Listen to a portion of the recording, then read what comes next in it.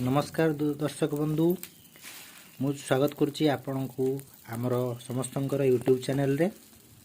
आज जो डिश रही से हूँ लेउटिया सागर भजा। साग भजा केमती करेंगे देसी उपाय रे घरोई उपाय। ठीक अच्छे दर्शक बंधु, तो ये आवश्यक जो सामग्री रही दी बड़ा लेउटिया साग नहीं देखिपुं आप ये मुझे रसुण पियाज आ लंका दुईटी तापर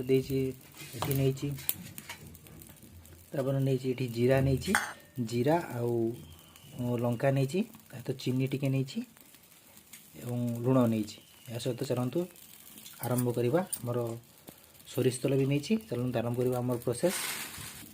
देखो ऑलरेडी मुझे कड़ईटे बसई सारी कड़ई गरम हो चुली रोसई जापारे। ये देखु तेल पड़ला एवं टी गरम हो सारा तेल पकेबे तार येटा अलग। एबे देखो जीरा एथरे ऐड करा होची, जीरा पड़ला लंका पड़ला एबे हम पकेबा पियाज रसुण जो कटा होगी पकेबा। आप निश्चिंत एठू किसी गोटे नुआ टाइप भजाटा शिखे केमती भजा हो चुली रोसई जेहेतु तार स्वाद तो निश्चिंत अलग रहे।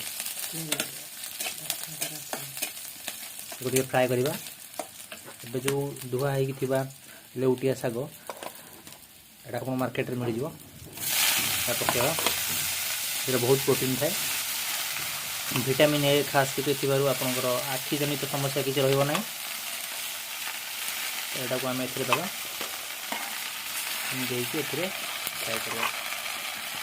सागटा ऑलरेडी धुआ हो तो पानी थी से तो सही पानी किसी समय मला पर फ्राए करवा। ठीक अच्छे एबे एथिरे किसी लुण पकेबा चारिपटे छिंची देवा लुण एवं चीनी किसी पकेबा। यापर आपको घोड़े देवा सागटी किसी समय तलू दबिज तापर ताकू तो ऑलरेडी पानी थी तेल थी से लगे ना अल्प निआरे ये करवा। ठीक अच्छे दर्शक एबे एटा को घोड़े देले आमे सागटा को लेउटिया सागर भजा आम देखुचे। टे चुली को टिके जलवा मीडियम फ्लेम रे। अच्छा ये जलला एटा को देखा तले जगह लगी जाए गोल दबा। साग टिके नरम हो आसला।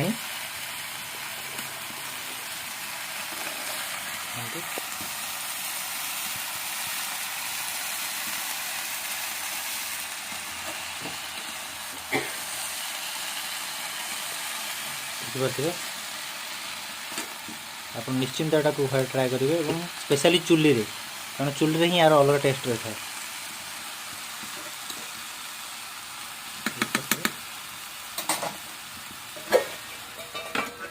ये घोड़े दबा समय 2 ରୁ 3 मिनिट अब छाड़दबा।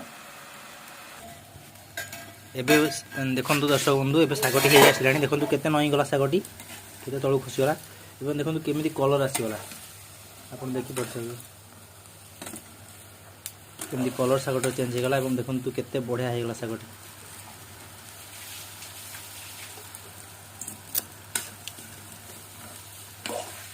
टे बुलाई दबा सागटी को भल से ये करदे जहाँ फल कि जो आम देचे आमर लुण एवं जो पियाज पियाज सब भल से मिसीज साग। ठीक है तो प्रस्तुत हो गला आमर। एबे खाली आम आपको सल्व करवा। ठीक अच्छे दर्शक बंधु आप निजे देखिपारे केमती एमती कर निश्चिंत भाव भल लगे।